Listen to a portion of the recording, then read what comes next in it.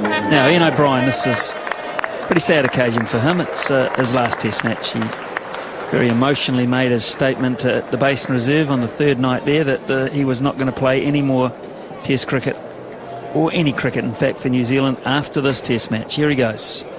Been bowling very well.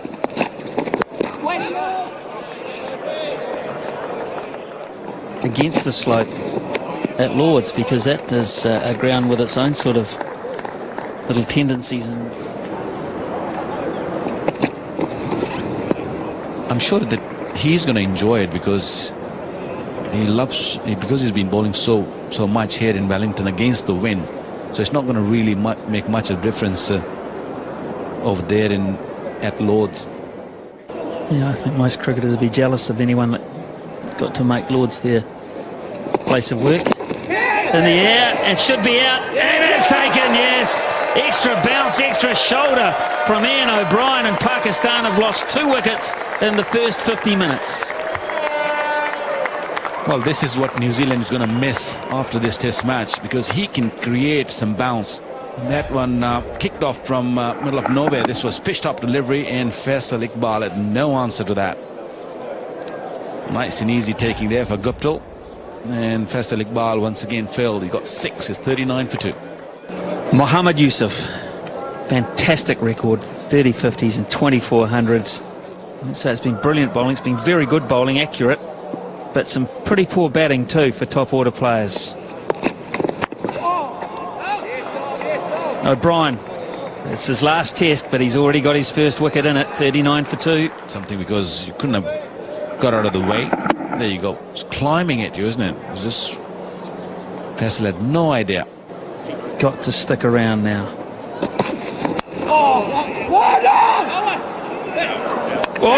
boy, direct hit. Wow, what a piece of fielding from Watling. Get in the game, son, early on, why don't you? If he's run Mohammad Yusuf out, that is a brilliant initiation into Test cricket. He took ages to turn, did Mohammad Yusuf, and has he made it back? That's the key. Has he made it? He's going to have to stretch big time. Has Watling made some sort of start here? Oh, no, he's back. He's back. He's well and truly back, because it only just flicked the stumps. He made it. He made it, Mohammad Yusuf. He made it there. He's behind the line, and the bail is not off. But this is his first chance to really be in the game. He picks it up. Wow, fantastic effort that. And had it hit more flush, in other words, the bail being dislodged straight away, he might have affected a very important dismissal. But well, you could say it was a close leave, but really was missing the stumps by some way.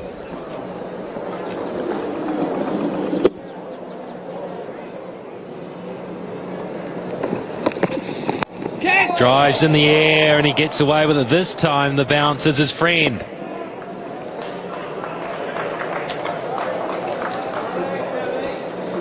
A little rattled, one feels, with being struck the ball before. A couple of times he's thrashed at it. First out. Ooh. That is a superb delivery.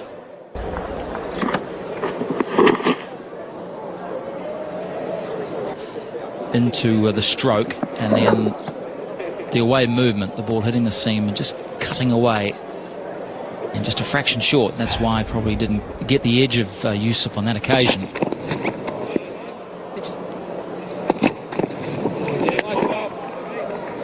It's a bit of a mindset thing too, and like you say, the intensity is there, and I think they're bowling more into the pitch, getting something out of it. Bit of run out skier, and O'Brien has got the squeeze on him. Edge, and he's taken, he's gone for naught. Oh, this has been a wonderful display of bowling from Ian O'Brien and the other New Zealand bowlers, and they're rewarded with a huge wicket here of Mohammad Yusuf. Outstanding from O'Brien. He was working the master batsman from Pakistan over. The pressure was building, 13 balls, and McIntosh pulls in an absolute screamer. Yusuf just had to go for it, but he succumbed for naught. It's 43 for 3. Umar Akmal is the new player, coming in under pressure once more. Pakistan 43 for 3. The captain's gone. Just sensed that Mohammad Yusuf was starting to get squeezed, and it happens to you when you just want one shot to get underway. He probably would have batted first as well. That's through, and that'll be 4. Short boundary square here at McLean Park.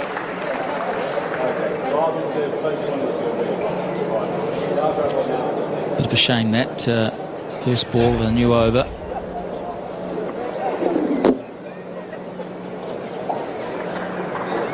But nicely played by Imran Farad, who probably has, now that he's lost his skipper, he's probably feeling he has just got to be patient and wait for the bad ball. But take that opportunity, and he's been given that, but probably not by his own doing. Oh, now Daryl Tuffy's hitting people. Right, over the wicket. Oh, well, that was a wee bit free and a wee bit loose, but it's going to work out pretty well. I don't know if it's going to go to the boundary. It isn't. Daniel Vettori chases it down, underarms it back, and it's 3.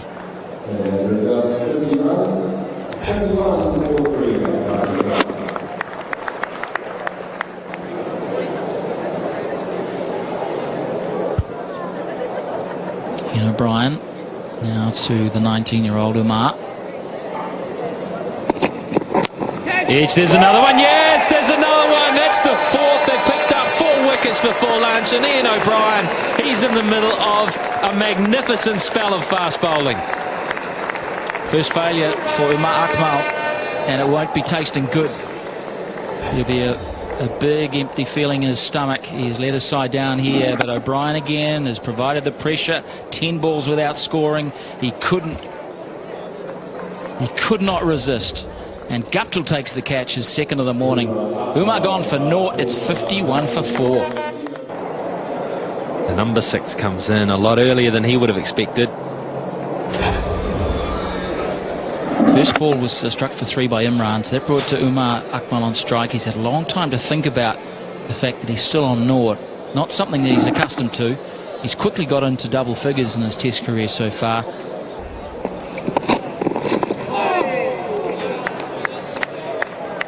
And Ian O'Brien, a few days ago, announced his retirement, and we had a wonderful time with John Key, our Prime Minister, on the last day, second to last day in the Sky commentary box. I'm going to suggest that John Key gets on the phone to this bloke, Ian O'Brien, and talks him out of retirement, talks him back into the fact that we've got Bangladesh and Australia coming. Then he can go to England.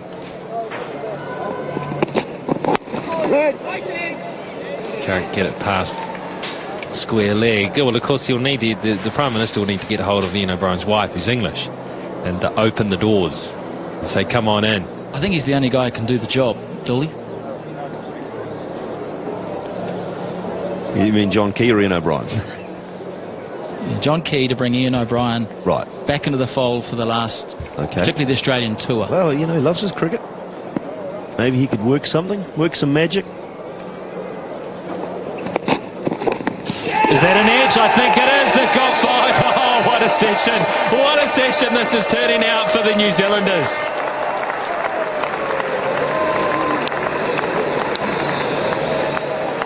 Probably the best ball he's bowled. He's got 4 for 3. But this is the best ball. This is full, and it's like a snake. It's just spitting off the wicket, and Misbah has no idea. And he has gone for a duck. It's 51 for 5. Oh, this is Misbah ul Haq, just feathering one through, playing with his hands. Gratefully grabbed by McCullum and O'Brien. All I can say, Smithy, is thank goodness Simon Doull's not a New Zealand selector. He wouldn't have even been on the park today. What a spell it's been.